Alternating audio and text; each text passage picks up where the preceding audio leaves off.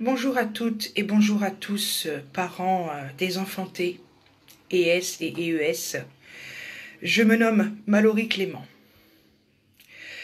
Alors, pour ceux et celles qui ne me connaissent pas, mon fils Angel, mon second fils qui est handicapé, qui est autiste, mais également, c'est des tendances autistiques, c'est pas un autisme profond, qui a de gros problèmes de sociabilisation, qui a des problèmes également physiques, à savoir une lourdeur psychomotrice, à savoir des angiomes polykystiques au niveau de son bras gauche qui empêchent une circulation sanguine normale, donc risque cardiovasculaire, etc.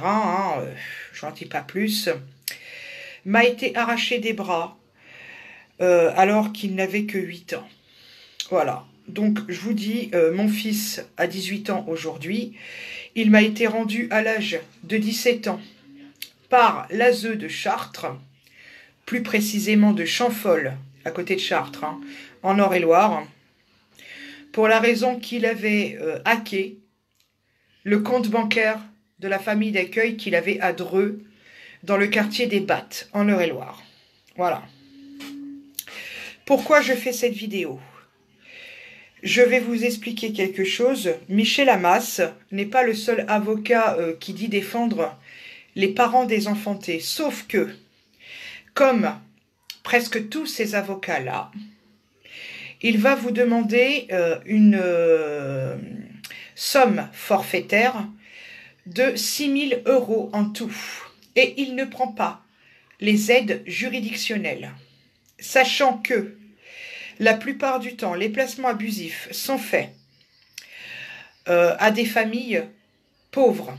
Et quand je dis pauvres, ça comporte des bénéficiaires du RSA, ça comporte des travailleuses et des travailleurs précaires, ça comporte des AAH et ça comporte également des familles qui ont des petits salaires, c'est-à-dire que le SMIC, et il n'y en a qu'un seul dans la famille qui travaille. Voilà. J'en dis pas plus. Il faut savoir que la majorité des avocats, déjà, ne sont pas chauds, et pas chaudes, parce qu'il y a aussi des avocates, à défendre vos droits et à défendre les droits de vos enfants. Pour la bonne raison, c'est que si vous ne pouvez pas payer pour eux, vous passez soit, si c'est un avocat en aide juridictionnelle, dans la dernière pile du dossier, soit pas du tout, parce qu'il ne fait pas les aides juridictionnelles ou elle ne fait pas les aides juridictionnelles et il ou elle en a rien à foutre. C'est une dure réalité qui se pratique depuis plus de 25 ans. Qu'on soit bien d'accord.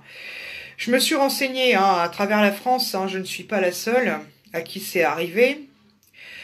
Pourquoi on a arraché mon fils des bras ? Déjà, il y a plusieurs raisons.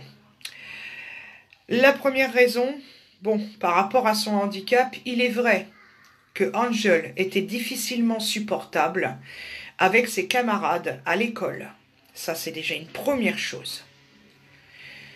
Donc, la maîtresse, elle a fait des signalements. De même que la directrice de l'école où il était, à Dreux, en Eure-et-Loire, 28. La directrice de l'école en question s'appelait Madame Douvenot, d'ailleurs. Je n'ai pas peur de dire son nom à celle-là.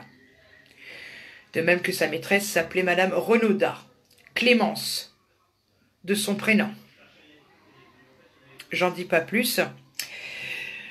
Elles ont fait des signalements parce que Angel se battait souvent avec ses camarades, parce que Angel ne tenait pas en place, parce que Angel ne parlait pas bien, et parce qu'il arrivait à Angel quand il était trop stressé, c'était pas tout le temps, mais ça arrivait, de faire pipi ou caca dans sa culotte. Parce qu'on lui en demandait trop à l'école. Voilà. Alors que moi, quand je l'ai mis en septembre, il était propre. À la maison, il ne faisait pas du tout. Ça, c'est déjà une première chose. La deuxième raison pour laquelle on l'a enlevé des bras, je vais vous parler d'un vaccin. Un vaccin qui s'appelle le HB-Vax, à l'époque, qui était fait pour enrayer soi-disant l'hépatite B. Du côté du père d'Angel, son père biologique, je parle bien, il y a des cas de sclérose en plaques. Donc, on ne pouvait pas lui faire le vaccin.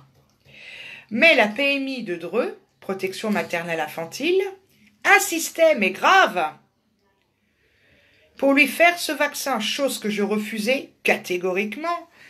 Je savais en plus qu'un autre vaccin, le ROR, avait déjà tué mon petit frère, qui se nomme Paul Clément, né le 24 février 1980, décédé le 1er juin 2003. Voilà.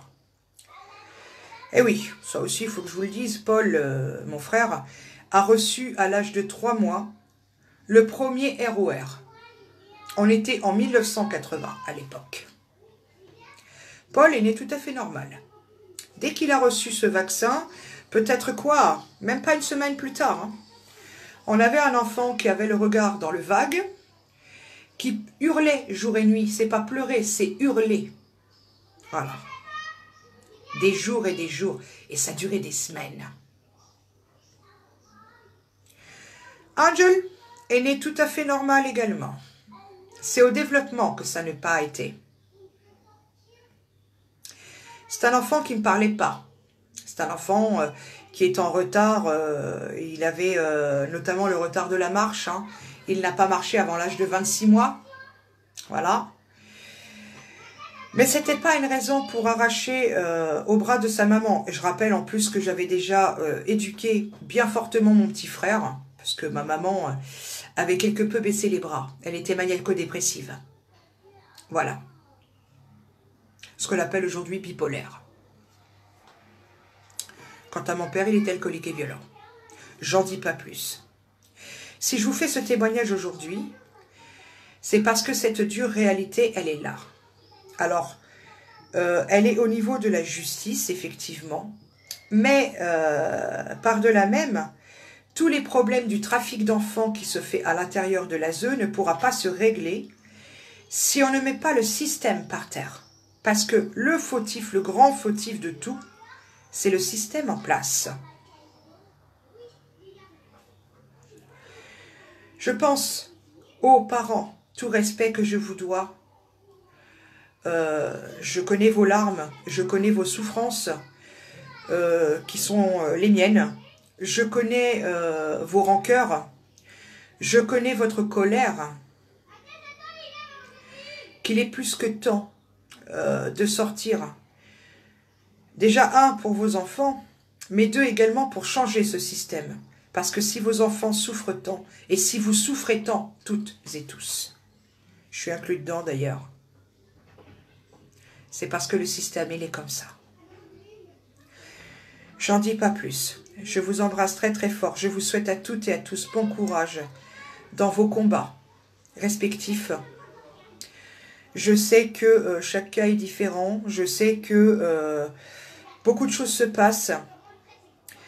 La chose qui est une aberration pour moi, par exemple, c'est un placement en secret. Alors je sais que là, oui, mais il y en a qui vont venir enlever leurs enfants. Je dis, bon, stop, faut arrêter. Hein. On n'est pas tous des terroristes. Simplement, quand on ne sait pas où son enfant est, rien n'est pire que d'attendre. Je parle de Sylvie Christine Effinger, mais il y en a aussi plein d'autres. Je vous embrasse très très fort et je vous dis courage à toutes et à tous. Mais il fallait que vous sachiez ça. Bisous.